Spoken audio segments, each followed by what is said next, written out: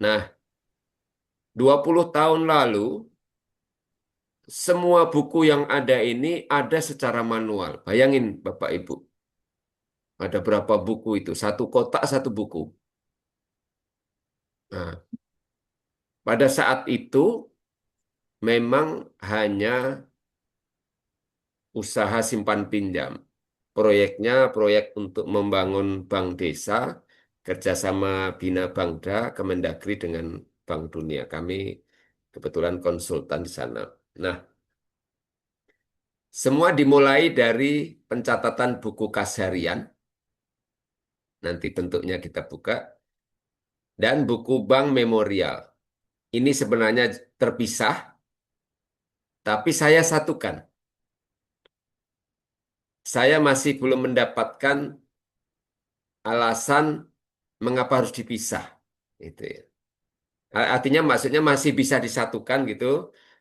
Tidak ada alasan untuk harus dipisah. Ya, makanya saya satukan.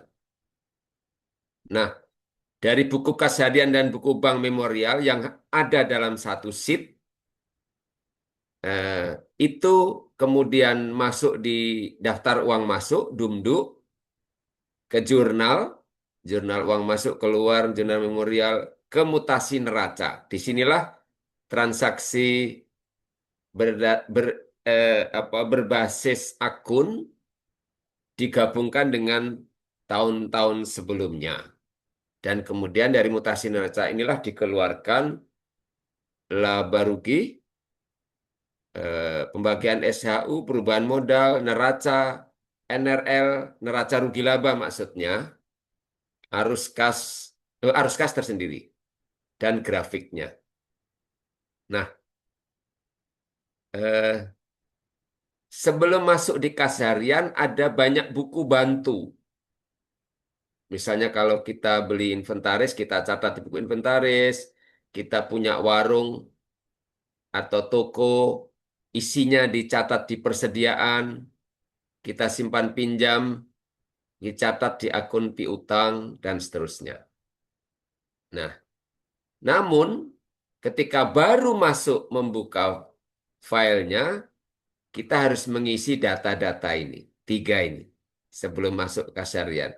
Kita harus mengisi daftar akun, kita harus mengisi data-data pengurus, data periode laporan, dan laporan tahun lalu. Laporan tahun lalu ini penting karena neraca ini sifatnya akumulatif. Jadi dia dimulai dari awal adanya transaksi. Ya, makanya kawan-kawan yang banyak konsultasi, ya itu waduh yang dulu-dulu nggak ada laporan, gitu ya. Tapi memang harus dikeluarkan laporan, nggak bisa periode ini saja, harus nyambung di periode-periode sebelumnya. Meskipun ada juga caranya. Nah, nanti di kesempatan berikutnya kita ini caranya, misalnya kita tidak punya laporan lama, tidak bisa menelusuri, gimana caranya? Ah, ada caranya. Tapi hari ini kita akan fokus di sini ya. Nah, Bapak Ibu sekalian, ini eh, didukung penuh aplikasi ini oleh FBI dan Kagama, Keluarga Alumni Gajah Mada ya. Oke, itu. Bentar.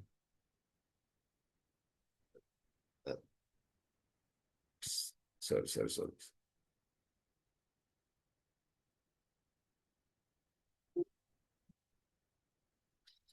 Stop share dulu.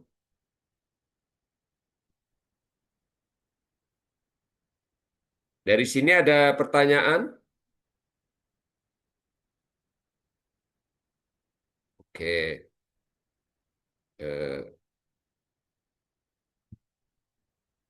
ya, saya share screen lagi.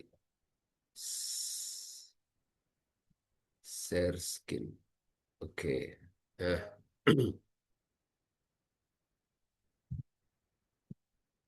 nah, eh, Assalamualaikum. Salam, tengok kakak cantik kali ini. Eh, oke, kemudian kita akan mulai. eh, Awal pertama kita menggunakan eh, file-filenya, maka kita harus mengisi tiga ini, ya, data, data, daftar akun, dan laporan tahun lalu. Nah, kita isi data, ya. Ini isinya adalah data-data pengurus, alamat, usaha, kemudian periode laporan, ya, neracanya, rugi laba, karena lain neraca dengan rugi laba. Kalau neraca tadi sifatnya akumulatif dari awal hingga sekarang, kalau rugi laba periode, periodik, misalnya tahun ini, gitu ya, Januari sampai Desember dan seterusnya. Ini diisi data BUMDes, kemudian akunnya ini diisi. Akunnya ini eh, sudah saya isi di filenya, tetapi bisa jadi ada yang belum masuk, maka ditambahkan saja. Ada yang akunnya tidak dipakai, maka bisa dihilangkan. Tapi satu hal yang membantu, begitu masuk di sini, maka kita kan harus mengisi akun aset. Nah, khusus untuk akun pendapatan dan biaya, ini di rugi laba, maka biasanya saya langsung ngopi saja di data. Di data ini misalnya ini ada usaha A, B, C, simpan pinjam, warung sembako, ternak sapi. Maka saya kopikan saja unit ini untuk membuat akun di pendapatan. Saya kopikan, sorry, ini. Nah, saya kopikan, ya, di pendapatan dan biaya. Saya kopikan. Nah, ini SPP ini berarti tidak ada. Ini bisa naik. Iya, iya. Tadi di pendapatan, eh, eh, oke, kita naikkan misalnya. Ini ternak tidak ada. Oke. Ya. Nah, maka kita akan dapat akun pendapatan dari unit simpan pinjam, warung sembako, dan ternak sapi, itu ya. Ataupun biaya dari simpan pinjam, warung sembako, dan ternak sapi. Unitnya masing-masing ya. Yang lain-lain mungkin tidak tidak berubah, ya. Dipakai aja karena nggak banyak. Sekalian saya mengenalkan nama akunnya, ya. Jadi kalau yang pertama di kolom ini adalah kolom neraca, gitu. Kemudian yang kedua kolom rugi laba. Di neraca itu kita mengenal aktiva atau aset, dan yang di bawah ini pasiva, utang dan modal. Kita nanti di pelatihan biasanya kita menjelaskan apa bedanya aktiva, apa bedanya pasiva, karena begitu ada transaksi, kita harus pisahkan ini menurut akun. Nah, Bu Yusmi, misalnya tadi apa usahanya simpan pinjam, maka pakai akun apa? Tim piutang. Piutang. Ya. Kemudian ketika meminjamkan uang 1 juta, itu akun apa yang dipakai? Eh, akun piutang. Piutang ya. Piutang. Ah, oke. Nah, ketika mengangsur satu Piutang juta dan seratus ya per bulan berarti 110.000. 10 ya Ah, itu di akun apa akun yang dipakai? piutang dan akun jasa pinjaman. Ini berarti ya. Ini bisa Ya. ditambah di sini jasa simpan pinjam. Ya, berarti dia harus dipisah. Yang pokok itu masuk piutang, kemudian jasanya masuk pendapatan jasa, gitu ya. Simpan pinjam. Ya. Harus dipisah. Nah, kemudian eh, Julius, adakah dirimu masih?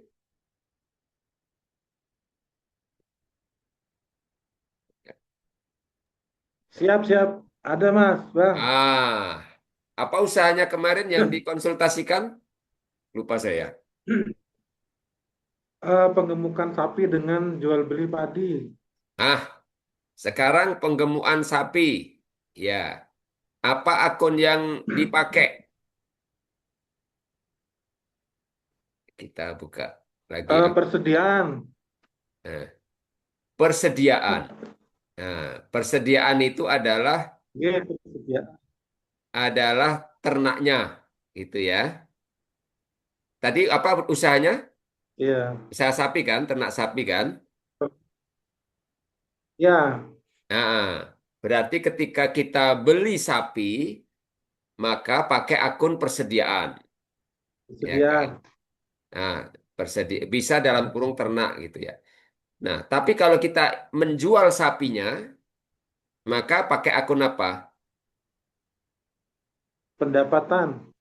Pendapatan, Penjualan sapi. nah, 43 ya. Nah, ini sama dengan ibu tadi, harus dipisah dua. Pokoknya, HPP-nya itu di Iya. akun persediaan, nah, keuntungannya baru di pendapatan jual Pendapatan. sapi. Nah, keuntungannya baru di pendapatan. Tetapi pokoknya, jadi harus dua setiap penjualan itu. Dia Iya. pokoknya di persediaan, keuntungannya baru di pendapatan. Tambah mungkin ada biaya, baru ditaruh di sini. Nah, berarti kalau biaya dia di 53 untuk biaya unit ternak sapi. Nah, kemudian itu persediaan baik berlaku juga ternak, berlaku juga untuk warung. Maka ketika kita warung sembako misalnya beli beras, eh, maka ketika beli pakai akun persediaan dan biasa dicatat juga di buku bantu persediaan. Di sini ya ada buku bantu persediaan yang mencantumkan stok dan perubahan stok. Eh, ada masuk, ada keluar, ada beli lagi, ada terjual gitu ya. Nah, ini dicatat di buku bantu ini. Ini hanya buku bantu, kawan-kawan bisa menggunakan anu lain. Tetapi ketika proses transaksi berjalan, dia tetap harus dicatat di kas harian.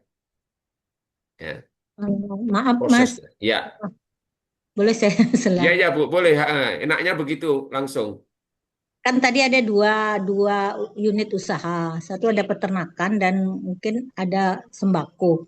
Ya. Bisa nggak di akun persediaan itu supaya bisa membedakan persediaannya ternak dan persediaannya sembako, kita tambahin akun satu lagi, jadi persediaan ternak dan persediaan toko atau sembako. Iya, iya, ya. Biasanya saya buat begitu.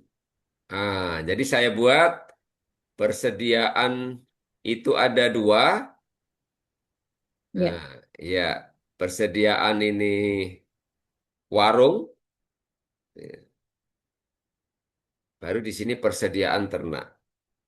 Eh, Ya, untuk membantu kita memudahkan. Berapa sih isi warung? Berapa sih ini ternak Ya, sediaannya? Ya, ya Bu, cocok. Saya biasa misah juga begitu.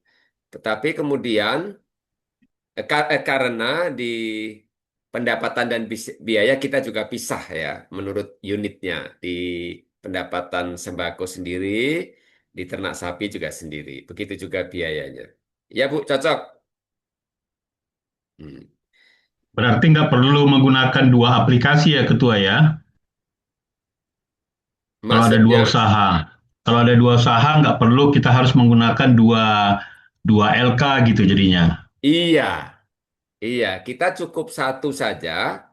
Bagaimana caranya nanti misalnya mau mengeluarkan eh, apa untuk warungnya saja, maka kita bisa pakai filter. Ya, Nah, disinilah gunanya filter nanti. Nanti kita jelaskan ya. Eh, apa kita pakai contoh yang sudah isi. Ya. Jadi kita nanti di filter ini kita bisa tampilkan akun-akun yang berhubungan dengan itu tadi persediaan warung, pendapatan warung, dan biaya warung. Nah, itu kan 52, 42, 14. Nah, itu aja yang ditampilkan di filter. Nah, maka disitulah tampak alur transaksi dari unit warung. Begitu juga untuk ternak sapi, kita tampilkan. Jadi di filter kita mainnya. Ya, menurut saya jadi tidak perlu harus dibuat masing-masing karena semua bisa ditampilkan apa sesuai dengan keinginan kita. Gitu ya. Oke. Tadi kita sudah bicara warung. Nah, kemudian eh, untuk modal kita sudah terbiasa ya. Kita ada penyertaan modal desa. Bapak Ibu kemarin yang diskusi di grup, kenapa itu nggak masuk? Karena di aplikasi yang lain yang kita uji coba itu, AR itu, kita akan uji coba juga itu penyataan modal desa ditaruh di 32. Sementara rumusnya kita masih menggunakan 31 di perubahan modal. Di perubahan modal, di sini. Ini rumusnya kita masih ngeling tambahan penyertaan modal desa itu di 31. Nah, ini menjadi kemarin kesulitan ketika dirubah. Nah, sebaiknya tetap yang pertama 31 itu penyertaan modal desa. Meskipun nanti semua bisa disesuaikan. Nah, kemudian ada satu hal lagi, ada di sini laba tahun berjalan dan laba ditahan. Apa bedanya? Nah, laba tahun berjalan itu adalah laba yang dihasilkan pada tahun berjalan atau tahun ini atau tahun laporan. Misalnya karena kita buat 2025, berarti ini 2025. Nah, tetapi sebelum itu kita kumpulkan di laba ditahan. Nah, termasuk ketika mengeluarkan SHU, ini ada pertanyaan berikutnya tadi ya, Pak Muammar kalau nggak salah. Atau menyerahkan PAD gitu ya. Langsung saja pada tahun berikutnya, misalnya 2026, transaksinya mau mengeluarkan PAD dari SHU 2025. Maka langsung aja transaksinya dikeluarkan, dibayarkan itu untuk PAD, tapi pakai akun ini, 36. Gitu aja Pak Muammar, langsung jadi. Begitu juga nanti transaksi untuk SHU untuk pengurus dan untuk yang lain langsung pakai akun 36. Nah, itu juga bisa. Nah, kemudian sedikit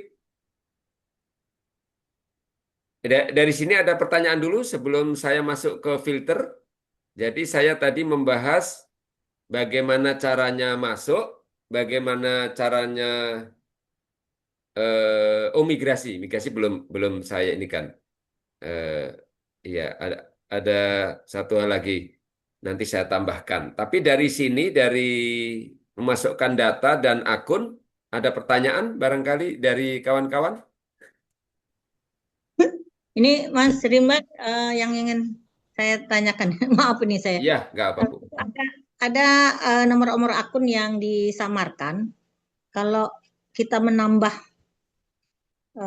akun, ini sementara kan itu 19 itu 2 digit ya. Di Iya, bawahnya itu ada 191 yang disamarkan 1911. iya, iya. Itu apa kita mengeluarkan kita apa memang itu warna atau saat kita masukkan nama akun yang baru, misalnya kan ada investasi nih, banyak BUMDes BUMDes yang berinvestasi. Jadi tentu perlu akun-akun baru investasi di gadai, investasi di usaha wifi kan ini bahkan sekarang MBG. Iya, Nah, itu iya, apa iya. cara kita memasukkan lagi menambah dengan eh, kode akun yang nomor akun yang disamarkan itu? Iya.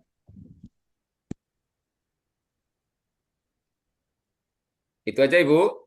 Oke, itu aja. Iya, iya. Sebentar. Saya stop set. Iya. Saya tampilkan akun lagi. Iya. Iya. Oke. Hilang screenshotnya, Iya, aninya iya.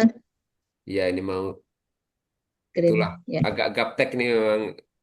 Iya, oke. Oke, sudah tampil? Sudah, Oke, Bu? sudah ya. Nah, Ya. jadi yang dimaksud Ibu ini kan akun 2 digit, 2 angka gitu ya. Dan dulu hanya sampai di sini.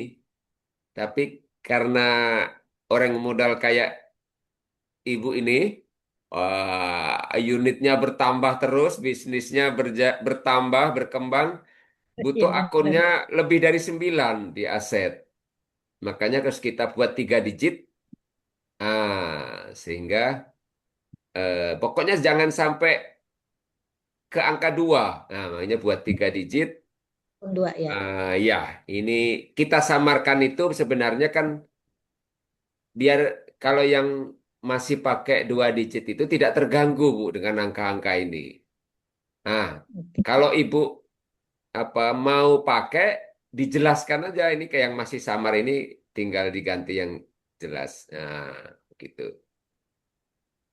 Nah, jadi silahkan ditambahkan akun-akun yang dibutuhkan karena memang pada dasarnya apa kita ingin hanya menyediakan akun yang dibutuhkan saja sehingga apa mudah paham, mudah menggunakan. Nah, kalau di aplikasi lain yang ada ratusan akun kan buka aja sudah bingung kita. Nah, kecuali orang kayak ibu ya apa cepat belajar, nah, mungkin bisa mengikuti. Tapi banyak dari kita, apalagi yang mulai dari awal, itu kita hanya mengenalkan hanya di Aktiva atau di aset itu 9 akun saja.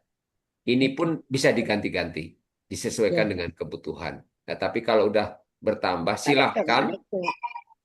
silahkan menjadi 3 digit. Ini dari Kak Iwin. Nah, angka-angkanya bisa mengikuti ini atau bisa yang lain, gitu ya. Yang jelas Ya, Pak. dia dia ini campuran, Bu. Saya buat kali ini ya campuran 2 dan 3 digit. Karena kemarin Siap, kita siap. pakai 3 digit semua, seperti Mas Pono ini pakai eh, itu kas itu 110, bank 120. Jadi ketika mengetik eh, nomor akun di Kasarian itu agak panjang kan. Oh, mending udah 2 dicampur aja hibrid ya. Kita pakai 2 digit untuk ini, tapi begitu habis 19 kita pakai 3 digit. Nah, ini ini juga di lapangan yang mau saya lihat loh, kok lebih kreatif malah. Oke lah, kita jadikan seperti itu. Oke ya Bu ya. 19.1 mungkin, Mas. Eh, Beda ya. boleh titik, boleh 191 pun oke. Oke, siap. Nah, maksudnya biar nggak repot ngetiknya. Ya, ya. Kalau 19.1 nanti dikira cabangnya dari akumulasi atau rincian dari akumulasi penyusutan misalnya. Oke. Enggak Bu, ini diatur aja sesuai kebutuhan. Misalnya akumulasi penyusutan bangunan ini kan sering dia di paling bawah. Ya, Jadi kalau ya. Ibu misalnya ada mesin, ya udah ini turunkan aja. Nah, kawan-kawan kalau menurunkan ini jangan insert row ya. Nah, jangan insert row. Nah, sebentar ini.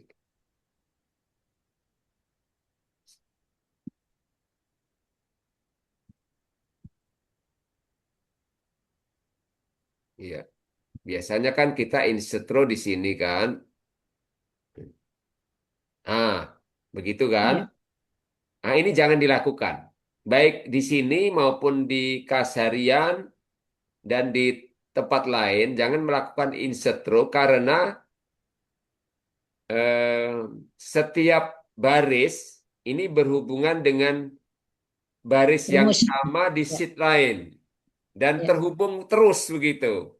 Begitu ditambahkan tanpa merubah di sheet baris di sheet lain, maka tidak akan nyambung jadinya. Nah, ini kelemahan. Kelemahan. Kalau aplikasi ini sederhana, pasti ada kelemahan. Salah satunya ini. Jadi tidak boleh melakukan insert row. Di ini aja, diturunkan aja copy, paste ke bawah. Yang atas ini tadi kita hapus, kita ganti misalnya kita beli mesin di situ ya. Maka akumulasi penyusutan nomornya jadi 191. Kita tebalkan. Nah, ini lebih enak, lebih mudah ininya, Bu. Daripada kita semua 3 digit. Ya kalau kita teliti, kadang 190 kita ketik 191, 192, atau yang ini tadi 110 kita ketik 111 misalnya. Ini kan nanti enggak nyambung. Nah, dari situ Bu, Yusmi, Ya, ya, Pak. Ya, Mas. silakan kan yang lain, karena ini kunci ya di akun ini ya. Izin Pak, Ya, itu tadi di sorry. penyertaan modal, Ya, eh, itu tadi kan di tahun 2025 ini kan ada penyertaan modal, itu 20%. Nah, itu saya dimasukkan di nomor akun 31. ya. Nah, apabila ada sisa kas sebelumnya dari pengurus yang lama, kan ini kan ada peralihan. Di mana bisa kami masukkan kasnya itu? Apakah Nah, dia masuk di kami tambahkan dia di nomor akun 31 atau satu file atau satu baris juga ininya. Terima kasih Pak. iya. Jadi, nah, nah ini sekaligus masuk di materi yang ketiga kalau nggak salah. Kalau tadi Mbak Ambar mau migrasi dari tahun lalu, kemudian juga yang manual tadi, migrasi dari aplikasi yang lama, atau kemudian kita mau masuk nih periode 2025 ya, tapi ada uang tinggalan yang lama. Nah, maka kita harus isi dulu di laporan tahun lalu. Ya, ini adalah isiannya berupa neraca dan rugi laba. Neraca aja yang diisi udah cukup. Di neraca saja saya besarkan ya. Ini sudah cukup. Rugi laba ini boleh tidak diisi. Cuma kalau diisi, ini karena di grafik saya bandingkan. laba tahun berjalan sama tahun sebelumnya, sehingga pendapatan dan biaya itu naik apa turun. Nah, neraca yang berupa aktiva atau aset dengan pasifa, hutang dan modal ini harus diisi dulu dan diisi dengan seimbang. Nah, aktiva, kita bicara aktiva aset itu bentuk hartanya itu apa yang ada di BUMDes? Apakah kas di tangan, di rekening, dipinjam orang lain, di warung, ternak, peralatan, dan lain-lain, ya bentuknya. Nah, maka harus kita isi. Dan diisi seimbang dengan pasifa. Kalau aktiva ini tadi bentuk hartanya, kalau pasifa ini sumber dananya dari mana? Biasa kita dari penyertaan modal desa kalau BUMDes ya. Ini hanya contoh saja. Ini hanya contoh saja, kita bisa hapuskan aja. Misalnya dalam contoh punya ori tadi, dia ada penyertaan modal desa tahun lalu 20 juta. Dan dia masih berupa uang di bank. Nah, misalnya 20 juta itu 10 juta di bank, 10 juta sudah diambil. Nah, sehingga dia harus balan di bawah ini. Nah, antara isian aktiva dan pasifa harus sama. Nah, kemarin ada contoh, dia hanya ngisi. Di sini aja, oh bentuknya ini. Tapi dia nggak tahu sumbernya dari mana. Apakah dari penyertaan modal desa, atau dari hutang, ini juga pasifa, atau dari laba tahun sebelumnya, dan lain-lain lah. Ya. Jadi harus diisi seimbang antara aktiva dan pasifa. Nah, begitu juga ketika kita ingin migrasi dari tahun lalu atau eh, ya dari tahun lalu atau dari laporan yang manual, nah, gitu ya. Maka ini ada contoh yang lama dari BUMDes lain. Ya, ini aktiva. Ini dari BUMDes lain. Kebetulan nggak hadir ini Bu Maria dari Ogan Komering Ilir. Nah, baik ini dilakukan pakai aplikasi apapun ataupun dari manual, maka ketika migrasi atau tahun lalu itu migrasi ke aplikasi ini, maka neraca ini isiannya kita pindah ke tadi yang tahun lalu. Nah, harus sesuai akunnya. Kalau misalnya akunnya ini di sini ada isian, misalnya di sini ya, di sini ada persediaan ayam petelur, persediaan pupuk, maka di akun itu kita sesuaikan dulu. Akunnya dirubah dulu, nah, ditambahkan ada persediaan-persediaan ini, yang lain sama. Nah, baru diisi. Ini ya, satu-satu ya. Tapi kalau udah sama akunnya, maka tinggal ngopi aja ini. Pindah ke angka yang tadi. Ya. Nah, dengan begitu, Bapak Ibu sekalian, secara otomatis kita sudah langsung bisa menggunakan aplikasi dan proses migrasi sudah berjalan. Angka-angkanya sudah dimasukkan, diinput, akun-akunnya juga sudah dibuat tadi. Gitu ya. Sehingga kita sudah bisa masuk transaksinya di kas harian.